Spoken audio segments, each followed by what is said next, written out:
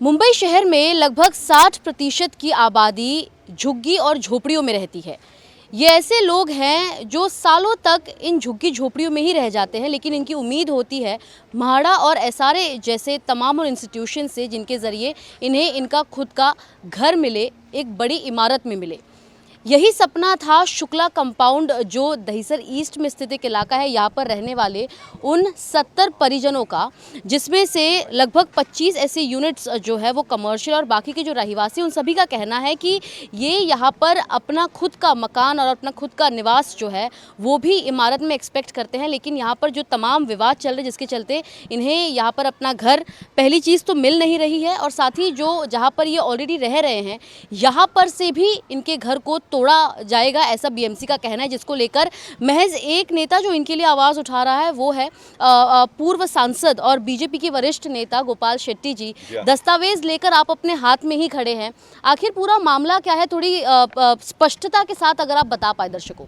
पूरा मामला मैं संक्षिप्त में बताने का प्रयास इस प्रकार से करूंगा। आप साहब शुक्ला जी है, इन्होंने मूल जो ज़मीन मालिक पाटिल परिवार के पास से ज़मीन लेकर ये सारे बस्तियों को विकसित किया। मुंबई शहर में कहो, देश में कहो, या तो सिंगापुर और अमेरिका जैसे देश में भी स्लम से सारा विकसित होकर ऊंची बिल्डिंगें बनी हैं। अब मुंबई महानगर पालिका जब अस्तित्व में आया तो उन दिनों में एक सर्वे किया और 62 तक जितने भी स्ट्रक्चर्स थे उनको रिकॉर्ड पर ले लिया। रिकॉर्ड पर इसलिए लिया है कि देखिए, कोई बुक में लिखा नहीं है, लेकिन मेरा इतना साल का जो एक्सपीरियंस है उसके ऊपर मैं कहूँगा कि महानगर पालिका को रिजर्वेशन प्लॉट पे को अगर कुछ स्कूल बनाना है, हॉस्पिटल बनाना है, रोड बनाना है, तो वहाँ पर एक स्ट्रक्चर को क्या करने का, तो ये प्रोटेक्टेड है, यानी उनको वहाँ ही रखना है, ये कोई ज़रूरी नहीं है, लेकिन उनको न्याय मिलना चाहिए, इनको जगह के सामने जगह मिले, इस प्रकार की एक व्यवस्था थी। अब मुंबई शहर बढ़ता गया। मुंबई शहर क्यों बढ़ता गया? 36 मिले थी और सारा कामकाज यहाँ ही चलता था, लोग सब सारे राज्यों से यहाँ आने लगे, बड़ा स्टोरी है। तो आकर लोग रहेंगे कहाँ पर? तो उन दिनों में बिल्डिंग कंसेप्ट तो इतना नहीं था और लोगों के पास पैसे भी नहीं थे, तो जहाँ पर भी चाल मालिक ने चाली बना दिया, वहाँ झोपड़ा ले लिया, रहना, इस प्रकार का गुजारा होता गया और बढ़ते गया, बस्ती बढ़ते गया। अब 62 के बाद में 76 में पहली बार जब स्लम का कानून बना तो गवर्नमेंट को लगा भाई 62 के लोगों को हम सुविधा देंगे, बाकी झोपड़पट्टी तो 76 तक बन गया है, तो स्लम एक्ट बना दिया ताकि लोगों को गवर्नमेंट सुविधा दे पाए और इनके जीवन मान में कुछ हम बदलाव करें। अब ये कायदा बनते बनते फिर झोपड़पट्टियाँ बढ़ते गई, फिर वो 76 के डेटम लाइन को 80 किया, 85 किया, 90 किया, 95 किया, लास्ट 2000 तक आकर सरकार रुक गई। 2000 तक, अब तो 2011 तक के लोगों को भी घर मिलना है, लेकिन 2011 तक के लोगों को अगर जहाँ पर एसआरए बनता है वहीं अगर पीएपी उपलब्ध हो तो वहाँ देंगे, नहीं तो मुंबई में कहीं पर भी उपलब्ध हो तो वहाँ देंगे, नहीं तो एमएमआर रीजन में देंगे और उसका कंस्ट्रक्शन का पैसा भरना पड़ेगा। इस प्रकार का कानून बना है। सर, यहाँ के लोगों को, यहाँ के निवासियों पर ये नियम क्यों नहीं लागू किया जा रहा है, इसको लेकर क्या कारण है? मैं शुक्ला कंपाउंड पे आ रहा हूँ। मैंने अभी झोपड़पट्टी और स्लम क्या है ये इसके बारे में बताया। अब शुक्ला कंपाउंड जो बना, अब आप कहेंगे कि आप भी इतने लंबे समय से नगर सेवक थे, विधायक थे, फिर सांसद बने, फिर इसको स्लम डिक्लेरेशन क्यों नहीं किया? अब शुक्ला कंपाउंड में एक मिक्स यूज़र है, रेसिडेंस लोग भी है और छोटे छोटे यूनिट भी है, कुछ 100-150 यूनिट है। एक यूनिट में 10 व्यक्ति को भी आप पकड़ेंगे तो 1000-1500 लोग यहाँ पर रोज़गार काम करते हैं। अब यहाँ पर मिक्स यूज़र होने की वजह से स्लम में वो कानून नहीं था इंडस्ट्री वाले को जगह देने का, इसलिए स्लम डिक्लेयर हुआ नहीं और चलता रहा। ऐसा कहते हैं कि 12 साल के पहले जो पाटिल परिवार के पास से जो शुक्ला जी ने जगह लिया था, उनके बच्चे बड़े हो गए और उनके बच्चों ने एक इकबाल खत्री नाम के व्यक्ति को ज़मीन कन्वेंस कर दिया। अब बस्ती बनी है, इनके पास पैसा मांगे तो ये तो कहेंगे हमने तो लिख कर लिया, ये देंगे नहीं, सब जगह यही होता है। तो उन्होंने उनको रेडीमेड पैसा दे दिया, उन्होंने बेचा, इन्होंने ले लिया। अब ये लेने के बाद में उनके भी दिमाग में ये होगा कि मैं इसको एसआरए कर लूँगा और डेवलप करूँगा। ये दस्तावेज जो कोर्ट में सबमिट हुआ है उसमें है, इकबाल खत्री ने जब ये जगह लिया उसने 200 लोग यहाँ पर रहते करके डॉक्यूमेंटेशन हुआ है, लेकिन बाद में उसको भी पता चला होगा कि यहाँ पर तो मिक्स यूज़र है, स्लम तो डिक्लेयर होना नहीं है, तो उन्होंने इस ज़मीन को अशोक जैन के नाम के बिल्डर को भेज दिया। अब ये अशोक जैन को थोड़ा कॉर्पोरेशन का कानून सारा पता है, क्योंकि बोरेली वेस्ट में भी जहाँ मैंने 92 के वार्ड में चुनाव लड़ा वहाँ पर भी उन्होंने बिल्डिंग बनाई है, मैंने स्वयं उसको मदद किया है। तो उनको ये कानून मालूम था कि जहाँ पर एसआरए डिक्लेयर नहीं हुआ वहाँ पर 62 का प्रूफ लगता है। अब इन्होंने म्यूनसिपालिटी को जाकर पकड़ा, म्यूनसिपालिटी ने नोटिस दिया, म्यूनसिपालिटी नोटिस देकर रुक गई क्योंकि उनको भी पता है कि इतना सारा टैक्सेस भरते हैं, गुमास्ता लाइसेंस सबको दिया है कॉरपोरेशन ने, तो उन्होंने तोड़क कार्रवाई की नहीं। अब तोड़क कार्रवाई की नहीं तो ये सुप्रीम कोर्ट में जाकर क्या कॉरपोरेशन एक्शन नहीं लेती है करके मूव किया उन्होंने। सुप्रीम कोर्ट ने आदेश दिया कि भाई कायदे के हिसाब से जो भी करो जल्दी करके, तो यहाँ पर वापस हाई कोर्ट में भेज दिया। हाई कोर्ट में आने के बाद में कॉरपोरेशन के वकीलों ने कंटेम्प्ट होगा कमिश्नर के ऊपर, इसलिए उन्होंने लिख कर दिया कि हम एक्शन ले रहे हैं। अब उन्होंने लिख कर दिया इसलिए एक्शन लेना जरूरी होगा कॉरपोरेशन को, और कॉरपोरेशन के लोग एक्शन लेना प्रारंभ किए। पहले फेस में कुछ घर तोड़े गए। अब उनको मेरा ऊपर एक विश्वास था कि पर मुंबई शहर के लिए मैं काम करता हूँ, आज सांसद नहीं भी हूँ तो मैं लोगों को मिलता हूँ, अवेलेबल होता हूँ, ऑफिस में बैठता हूँ, तो आए और मुझे इसका पूरा जानकारी था। तो मैंने कहा कि मैं भी अगर इसमें मदद नहीं करूँगा तो बड़ा अनर्थ हो जाएगा। फिर मैंने इसमें ध्यान दिया। मैंने ध्यान देने के बाद में पूरा कानून भी मुझे पता था। मैंने अशोक जैन से खुद बात की, मैं उसके ऑफिस में जाकर मिला उनको। मैं एकदम काम करना तो लेवल छोड़कर जाकर काम करता हूँ, कहीं भी चला जाता हूँ, किसी को भी मिलता हूँ। मैंने उसको समझाया, मैंने कहा कि देखिए मैं आपको SRA डिक्लेयर करके देता हूँ, आपको अच्छा लगेगा। मैंने लोगों को घर भी दिया और 2 पैसे भी कमाए, आपको कोई लॉस नहीं इसमें। उनको ये किसी ने बताया कि यहाँ पर SRA नहीं होगा। अब उनको किसी ने बताया होगा वो भी सही है, लेकिन मैं भारतीय जनता पार्टी का प्रतिनिधि हूँ। डॉक्टर श्यामा प्रसाद मुखर्जी ने एक देश में 2 विधान 2 प्रधान 2 निशान नहीं चलेगा, ये उन दिनों में कहा था। और मैं 92 में चुनकर आने के बाद में डॉक्टर श्यामा प्रसाद जी के नाम पर चौक बनाया बोरीवली वेस्ट में, वहाँ पर ये लिखा हुआ अंकित किया मैंने। तो मैंने कहा कि मुंबई शहर में भी 2 कानून नहीं चलना चाहिए। देवेंद्र फडणवीस जी जो हमारे महाराष्ट्र के मुख्यमंत्री है, उन्होंने धारावी का जो एशिया का सबसे बड़ा स्लम है, वहाँ के लोगों को, वहाँ पर भी मिक्स यूज़र है, तो वहाँ पे रहने वाले को भी घर दिया जाएगा और छोटे व्यवसाय करने वाले को भी व्यवसाय करने की व्यवस्था वहाँ पर कानून बन गया है। तो हमने कहा कि यही कानून आप बोरीवली में भी, शुक्ला कंपाउंड में भी इम्प्लीमेंट करो। मैं SRA में स्वयं जाकर मिला, अधिकारियों से मिलकर बातचीत की, उनको मैंने समझाया, उन्होंने हाँ कहा। हमने प्रपोजल पुटअप किया और उन्होंने हमको लेटर भी भेज दिया। मेरा सवाल रहेगा, उत्तर मुंबई की जब हम बात करते हैं तो इसे महायुति की और खासतौर पर बीजेपी के लिए एक स्ट्रॉन्ग होल्ड माना जाता है, और क्योंकि आपका भी जो राजनीतिक अनुभव रहा है वो इस क्षेत्र में काफ़ी ज़्यादा का है। जब सरकार आपकी है, पार्टी आपकी सत्ता में है और आप ही को इसके विरोध में खड़ा होना पड़ रहा है, ये क्रोनोलॉजी ज़रा समझाइए और कार्य क्यों नहीं हो रहा है आपकी पार्टी के नेताओं द्वारा? बहुत अच्छा मुद्दा आपने छेड़ा। देखिए, हमारे डॉक्टर बाबा साहब अम्बेडकर ने जो संविधान बनाया, घटना बनाए, उसमें हर एक व्यक्ति को कोई ना कोई जवाबदारी दी है। इलेक्टेड रिप्रेजेंटेटिव का एक काम है, सरकार का एक काम है, न्यायालय का एक काम है, महापालिका का एक काम है, and all are this autonomous bodies. ये एटोनोमस है। मेरे काम में आप हस्तक्षेप नहीं कर सकते हो, न्यायालय के काम में सरकार भी डायरेक्ट हस्तक्षेप नहीं कर सकते, उसकी व्यवस्था है। हाई कोर्ट में अगर उनकी बात सही नहीं लगी तो सुप्रीम कोर्ट जा सकते हैं, कानून बना सकते हैं, ये सरकार को अधिकार है।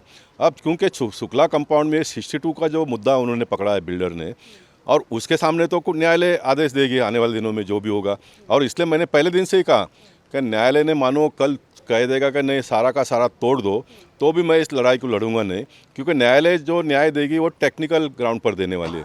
लेकिन वास्तविकता क्या है, वास्तविकता के बारे में सुप्रीम कोर्ट ने गए वीक में एक केस में कहा कि इस प्रकार के मामलों में जो लोकल लोग हैं उनका भी कहने का जो कहते हैं उसके ऊपर ध्यान देना चाहिए, कि उनको एक्सपीरियंस ज़्यादा होता है, वो भुक्तभोगी है, ये न्यायालय ने कहा है। तो यहाँ का ग्राउंड रियलिटी सबसे ज़्यादा मुझे पता है, सबसे ज़्यादा मुझे पता है ने, बाकी जो MLA है उनको पता नहीं है, ऐसा मैं कहने का प्रयास नहीं कर रहा हूँ। उदाहरण के तौर पर यहाँ हमारे प्रकाश सुरवे जी अभी MLA है, तो उनका एक 10 साल का एक्सपीरियंस और मेरा 32 साल का एक्सपीरियंस, और मैं स्लम से आया हूँ, इसलिए मेरे स्लम के बारे में, लोगों के बारे में जो हमदर्दी, लगाव, ये सारा मिलकर मैं परिपक्व हो गया हूँ। और मुझे इसका पूरा इफ़ एंड बट जो भी है अंदर बाहर की बातें सारा पता है। और सारा पता होने के बाद में अगर मैं इसमें कूद नहीं पड़ूंगा, मैं अगर अपनी मन की बात खुलकर नहीं कहूँगा लोकशाही में, तो कौन कहेगा? ये मेरे सामने का मुद्दा है। इसलिए मैं आज भी आपको कह रहा हूँ, कल कोर्ट में आर्गूमेंट हुआ, अच्छा आर्गूमेंट हुआ, न्यायालय के पास समय नहीं था, न्यायाधीश के पास, इसलिए कल आधी बात सुनी। 20 तारीख को उन्होंने कहा है, और 20 तारीख को उन्हें महानगर पालिका के लोगों को भी लिखित तो नहीं आएगा, लेकिन जो वकीलों ने कहा है, उन्होंने कहा कि नहीं, गलत नहीं होना चाहिए, इसके ऊपर आप ध्यान दीजिए। अब महानगर पालिका के जो लॉ ऑफिसर वो आई थी कोर्ट में कल स्वयं, वो बस एनक्रोजर है, एनक्रोजर, व्हाट इज़ एनक्रोजर? 1962 के पहले भी जो एनक्रोचमेंट था उसको 62 में आपने टॉलरेट का एक कैटेगरी दे दिया। 62 के बाद में जितने भी बने उसको आप स्लम एक्ट में लाके व्यवस्था किया, क्योंकि जो इस धरती पर जो पैदा हुए हैं उनको जगह देना ये सरकार का काम है, और सरकार वो व्यवस्था कर रही है। और मैं आपको ये भी बता देता हूँ, देश के प्रधानमंत्री ने कहा कि सबको हक्का पक्का घर देना, और दे रहे, करोड़ों लोगों को दे दिया। महाराष्ट्र की सरकार ने, मैं स्वयं 2015 से 2018 तक इसके ऊपर काम करके कानून बन गया है। देवेंद्र जी ने मुझे कहा कि आप ये स्लम के काम में ध्यान दो, इसका कानून बन गया है। और मैं बहुत बड़ी बात आपको बताना चाहता हूँ, गए वीक में कॉरपोरेशन में एक मामला चल रहा था। मुंबई शहर के जो कुत्ते हैं उनको रहने के लिए सब सिर्फ अभी 8 जगह है। तो कोर्ट ने कहा कि कुत्तों की संख्या बढ़ गई है, तो आप इसको और बढ़ाइए। तो ये मेरे अंदर का आत्मा को भगवान ने ये मुझे दिया, ऐसा लगता है कि पेपर में, बड़े पेपर में बड़ा हेडिंग बनकर आ गया है ये, हेडिंग बनकर। तो एक जगह पे इसी मुंबई शहर में कुत्तों के बारे में हम ख्याल करते हैं, और दूसरी जगह पे मानव जीव को आप बैठे हुए 40-45 साल से लोगों को आप बेघर कर दोगे, और मैं प्रयास भी ना करूं तो यह अनर्थ हो जाएगा, लोकशाही खत्म हो जाएगी, लोकशाही मर जाएगी। इसलिए मैं सारा प्रयास कर रहा हूँ। हिसाब से उस उद्देश्य के साथ आप ये काम तो कर रहे हैं, लेकिन हम ये भी जानते हैं कि मुंबई में और साथ ही अन्य जो दूसरे इलाके हैं वहाँ पर महानगर पालिका के चुनाव भी होने वाले हैं। अगर उसके मद्देनज़र देखा जाए तो जब भी इस प्रकार की चुनावी जो घड़ामोड़ी होती है उसके पहले ही महानगर पालिका द्वारा जो है सक्रियता देखी जाती है। क्योंकि आपने इतने सारे चुनाव देखे हैं, आपको ऐसा लगता है कि कहीं ना कहीं चुनाव के पहले जो है बीएमसी द्वारा अपने एक्टिवनेस को दिखाने के लिए इस प्रकार के कार्य किए जा रहे हैं, जिसके चलते ये हज़ारों की संख्या में जो यहाँ पर लोग मौजूद हैं वो इससे सफ़र कर रहे हैं? देखिए, जो एक्टिवनेस की बात आपने कही, मैं कहूँगा कि महानगर पालिका ने भी एक्टिवनेस दिखाना चाहिए, जनप्रतिनिधि भी एक्टिवनेस दिखाना चाहिए। जितनी भी सारी व्यवस्थाएं हैं, सारी व्यवस्था जो कॉमन मैन है उसको प्रोटेक्ट करने के लिए है। ऐसी कोई व्यवस्था नहीं जिसमें जो साधारण व्यक्ति है उसको बेघर करो, उसको मारो, पीटो, भगाओ, ऐसी कोई व्यवस्था नहीं। ये सारे जितनी भी अपनी देश में व्यवस्था है वो कॉमन मैन को प्रोटेक्ट करने के लिए, इसलिए महानगर पालिका ने भी प्रोटेक्ट करने का काम करना चाहिए। महानगर पालिका को रोड वाइंडिंग करने का, इसमें झोपड़े तोड़ने हैं, तोड़ो आप, उसके लिए वापस व्यवस्था बनिए, उनको पर्यायी जगह दे दो, रोड बनाओ, क्योंकि 10-20 लोग अगर इफेक्ट होते हैं तो हज़ारों लोगों को फ़ायदा हो जाएगा रोड बनाने। अभी आपने यहाँ पर गाड़ी लाया होगा, मैं अंत में इनको थोड़ा ख़राब लगेगा, लेकिन ये भी कहना चाहूँगा, भगवान जो करते हो अच्छे के लिए करते हैं। ये 50 साल लोगों ने अपना जीवन ये छोटे रास्ते में गुजारा है, इसलिए भगवान ने इच्छा ये प्रकट किया होगा कि आने वाले दिनों में बड़े रोड बन जाए, लोगों को अच्छे घर भी मिल जाए। लेकिन अभी यहाँ के स्थानिक नेताओं ने आने वाले दिनों में, अभी कोर्ट में समझो रिलीफ मिल गया, सरकार ने मदद कर दिया, तो फिर हम जैसे जीते थे वैसे ही जिएंगे। तो भगवान ने आपके नसीब में जो लिखा है वो आप उसी तरह से जिएगा, उसमें मैं तो कोई बदलाव करने वाला नहीं हूँ। लेकिन जो गलतियाँ पहले आप लोगों ने की है वो आप लोगों ने नहीं करना चाहिए। शुक्ला जी इस उम्र में भी मेरे ऑफिस में 3 बार आए, उनका ये कहना है कि मेरे लोगों को जगह मिलना चाहिए। देखो, एक बात और बताऊँगा, मैं भी अगर चाल मालिक होता था, ज़मीन मालिक होता तो मेरा भी एक रवैया अलग होता था, मेरे साथ में इतने लोग नहीं जुड़ते थे। वो एक है, जो बना है वो बना है, उसको तो कोई नकार नहीं सकता है। लेकिन मैं अभी आपको इतना ही कहना चाहूँगा, मैंने उस बिल्डर को भी कहा है, हमको टाइटल देखने का ये मेरा काम नहीं, मेरा काम है लोगों को न्याय मिलना चाहिए। लेकिन लोगों को न्याय मिलने की बात मैं करता हूँ तो उस बिल्डर ने भी किसी से ख़रीदा होगा, उसको भी न्याय मिलना चाहिए। इन्होंने पूरा अपना जीवन लगा दिया है, इन्होंने पहले खरीदे थे, अब रजिस्ट्रेशन नहीं हुआ होगा, कन्वेंस नहीं हुआ होगा, एक टेक्निकल मुद्दा है, उसका भी रास्ता निकाला जा सकता है। मुझे लगता है सारे लोगों ने मिलकर, इनको भी 2 पैसा मिलेगा, जो नया आएगा उसको भी 2 पैसा मिलेगा, और सारे लोगों को घर भी मिलेगा। इस प्रकार की एक व्यवस्था करने का मेरे मन में है और मैं करने का पूरा प्रयास। सवाल ये भी है और एक तर्क ये भी दिया जा रहा है कि मुंबई अब शहर, आप जानते हैं कि दिन ब दिन यहाँ पर आबादी जो है वो बढ़ती जा रही है। जो कारण आप बता रहे हैं और जो इनका कहना है कि 1962 के बाद, क्योंकि इनके पास दस्तावेज नहीं है उसके पहले के, उसके बाद ये बसे हैं, जिसके चलते इन्हें यहाँ पर घर नहीं दिया जा रहा। हालांकि सरकार द्वारा उस साल को एक्सटेंड 2011 तक कर दिया गया है, लेकिन आपको नहीं लगता कि जिस प्रकार से आबादी बढ़ रही है, लोग बढ़ रहे हैं, जनसंख्या बढ़ रही है, जिसके चलते यहाँ पर यदि एक कुटुंब या फिर एक समूह खड़ा हो जाए और बोले कि नहीं, हम 2011 के बाद आए हैं, हम यहाँ पर प्रोटेस्ट कर रहे हैं, हमें भी घर दिया जाए, हमारे भी साल को एक्सटेंड किया जाए, तो ऐसे फिर सरकार कितने वर्ष तक उसे बढ़ाती जाएगी? कहीं ना कहीं एक हॉल्ट पॉइंट तो होना चाहिए। निश्चित होना चाहिए। इसके लिए महाराष्ट्र के मुख्यमंत्री देवेंद्र फडणवीस जी ने रेंटल हाउस की कल्पना लाई कि हम घर बनाएंगे। आज चाइना में आप देखेंगे तो बगैर ज़रूरत के लोग घर बना देते हैं, और मैंने ये भी सुना है कि बनने के बाद में उसको फिर तोड़ भी देते हैं अगर कोई टेकर नहीं है तो उसके पीछे का उनकी मंशा क्या है कि बिल्डिंग बनने के लिए सीमेंट लगता है तो सीमेंट कंपनी चलेगा, बिल्डिंग बनने के लिए लोहा लगता है तो लोहा कंपनी वाले को काम मिलेगा, बिल्डिंग बनता है तो कड़िया बेगारी इन सारे लोगों को काम मिलेगा। क्योंकि सरकार का काम है ना ये भी, उनका भाई वो विकसित देश है, उनके पास पैसे है। हमारे देश के पास इतना ऐसा वेस्ट करने के लिए पैसा नहीं है। लेकिन सरकार ने ये तय किया कि हम आने वाले दिनों में रेंटल हाउस बनाएंगे। मान लो कि आपने बहुत सही मुद्दा किया, एक आदमी आज 300 फुट के घर में रहता है, अब उसके बच्चे हो गए बड़े, अब उनके बच्चे बड़े हो गए तो उनका शादी करना, उनको एक अलग घर चाहिए। अब वो अलग घर आज की तारीख में 400 फुट का घर भी लेना है तो आपको 1 करोड़ रुपया मिनिमम चाहिए। 1 करोड़ रुपये ये 300 फुट के घर में रहकर कमाने वाला कहाँ से लाएगा? तो उसको तो वो घर ले नहीं पाएगा। इसलिए ऐसे लोगों के लिए एक रेंटल हाउसेस की कल्पना आई है, उसके ऊपर सरकार आने वाले दिनों में निश्चित काम करेगी और लोगों को ये प्रॉब्लम सॉल्व होगा। दूसरी बात, किसी को भी मेरी आवाज़ सुनकर लगता है वह गोपाल शेट्टी स्लम को बढ़ाओ में मदद करता, बिल्कुल नहीं। I am the first person. मेरे बोरेली वेस्ट में मैक्सिमम प्लेग्राउंड गार्डन डेवलप मैंने किया, सारे लोगों को एनक्रोचर को निकाल कर उनको जगह देकर बनाने का काम किया। मुंबई स्लम फ्री होना चाहिए, इसका सपना मैंने देखा और मैंने काम किया। 6 के 6 विधानसभा में आंदोलन किया और सरकार ने उसको एक्सेप्ट करके आज SRA का काम गतिमान ढंग से हो रहा है, क्योंकि मुंबई ये देश की आर्थिक राजधानी है। सारे दुनिया के लोग यहाँ पर आते हैं और यहाँ पर 50% लोग आज भी अगर झोपड़पट्टी में रहते हैं तो ये हम जैसे लोगों के लिए कोई भूषणाव नहीं है, ये कोई अच्छी बात नहीं है। ये हमारे लिए भी एक कलंक है कि इतने लंबे समय से आप लोग काम करते हो, सरकारें चलाते हो और लोग 150-200 फुट के घर में रहते हैं। तो स्लम फ्री मुंबई होना चाहिए, लेकिन स्लम फ्री होते होते दूसरा मेरा मुद्दा ये है कि किसी के छाती पे पैर रखकर विकास भी नहीं होना चाहिए। विकास होना चाहिए, लेकिन विकास किसके लिए कर रहे हो? विकास लोगों के लिए कर रहे हो, तो लोगों का जीवन मान को तकलीफ न पहुँचते हुए विकास भी होना चाहिए। इस मत का मैं हूँ। इसके साथ आप आगे बढ़ रहे हैं, शुक्ला जी से भी बात कर लेते हैं। आप ही की ज़मीन, इतने लोगों को आपने जो है इसे बेचा और इतने सालों बाद अब विवाद खड़ा हो चुका है। आप इसमें किस प्रकार अपना योगदान और अपना समर्थन इन हज़ारों लोगों के साथ रख रहे हैं और आपने इनको क्या आश्वासन दिया? मैंने तो बोला है कि कोर्ट में केस है, ठीक है, कोर्ट में केस मेरे हक में आएगा, मैं सबको बना के दूंगा अच्छा, बिल्डिंग। ये आपका इनको आश्वासन है और लोगों का क्या कहना है? लोग भी तैयार हैं, तैयार है, पूछ लो किसी से, सब मेरे साथ तैयार हैं, अच्छा, कोई झूठ नहीं है। मैंने 86 में जगह लिया था और 86 से ये सब लोग बैठे हैं। ठीक है, इसमें एक और है, ऑल स्ट्रक्चर आर असेस्ड, सारे असेसमेंट भरते हैं। जो यूनिट है उनको गुमास्ता लाइसेंस कॉर्पोरेशन ने दिया है और ऐसे समय पे कॉर्पोरेशन का यहाँ पर गलती है, मैं कहूँगा। अभी तक का टैक्स भर रहा है, अभी भी टैक्स भर रहे हैं। कॉर्पोरेशन का यहाँ पर गलती ये है, टैक्स भरने क्या और कॉर्पोरेशन ने स्वयं सुओ मोटो सरकार को कहकर ये जो डेटम लाइन है 62 का, इसको आगे करना चाहिए, 2000 तक करो। उसके लिए भी मैं प्रयास कर रहा हूँ। महानगर पालिका के लोगों ने ये करना चाहिए। महानगर पालिका का काम सिर्फ ये नहीं किसी ने कंप्लेंट किया तो जाकर आप किसी का भी घर तोड़ दो, इससे मैं बहुत टोटली खिलाफ हूँ, टोटली खिलाफ हूँ मैं।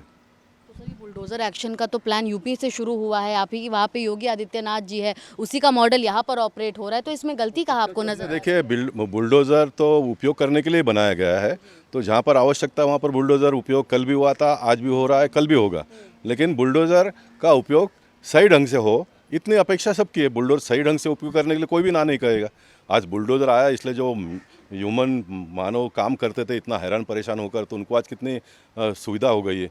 पैसा भी पहले से ज़्यादा मिलता है और काम में तकलीफ भी कम है, क्योंकि बुलडोज़र सब काम कर लेता है। मतलब बुलडोज़र एक अच्छा चीज़ है, लेकिन उसका उपयोग सही ढंग से होना चाहिए और हमारी सरकार सही ढंग से कर रही है। सही ढंग से उसे कर भी रही है, बिल्कुल। आपसे जानना है कि देखिए, यहाँ पर कई सारी महिलाएं भी जो हैं, छोटे बच्चे भी मौजूद हैं, बुज़ुर्ग लोग भी मौजूद हैं। ऐसे में आपके द्वारा जिस प्रकार यहाँ पर जो है कि इनका कहना है कि लोगों को घर मिलना चाहिए, घर मिलना ज़रूरी भी है। कहा जा रहा है कि घर जो है वो अभी फ़िलहाल श्योरिटी उसको लेकर नहीं है, तो आप लोग की क्या कुछ समस्या है, क्या कुछ आप लोग की मांग है? हमारी मांग उतनी है कि यहाँ के जो रहवासी को है उनको सबको हक का घर मिलना चाहिए और जो भी उनकी डिमांड्स हैं वो पूरी होनी चाहिए। आप क्या बोलेंगे? ये लेके खड़ी हैं आप, बोर्ड क्या लिखा हुआ है इस पे? नगर पालिका मनमानी नहीं चलेगी, न्याय की जीत होगी। क्या मनमानी हो रही है महानगर पालिका द्वारा? बुलडोजर येतात, न सांगताही येतात, म्हणजे आम्हाला तर कळवतच नाही, तसेच येतात आणि सरळ पाडतात, बिंदास बेकरी जातात। ऐसे ही तोड़ा जा रहा है। आपको दिक्कत हो रही है फिर यहाँ पर रहने में? हाँ, दिक्कत हो रही है ना, दिक्कत हो रही है? बहुत दिक्कत हो रही है। पब्लिक बटुरती है, हम लोग का काम धंधा रुक जाता है, हम लोग इसी में रहते हैं। आदमी लोग भी बीएमसी आ रही है, उधर सब लोग टाइम पास करते हैं। दिक्कत तो हो रही है, खर्चा कैसे चलेगा? आप लोग भी काम करते हो क्या? मैं काम तो नहीं करते, आदमी लोग काम करते हैं। तो हमारा घर है यहाँ, हम लोग रहते हैं यहाँ, ज़मीन हमारा है और ऐसा वो बिल्डर है कि दूसरा आदमी यहाँ रखा है, दारू पीते हैं, इधर हंगामा करते हैं।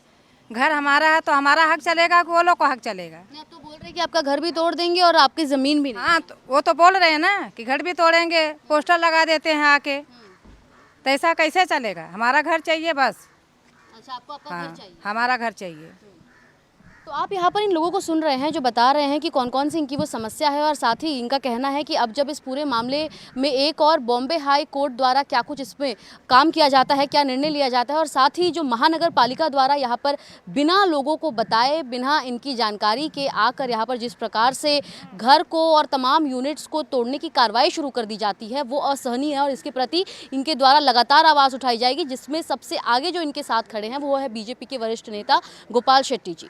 मुंबई से कैमरा पर्सन राजेंद्र दयालकर के साथ सुजाता द्विवेदी, एनडीटीवी इंडिया के लिए।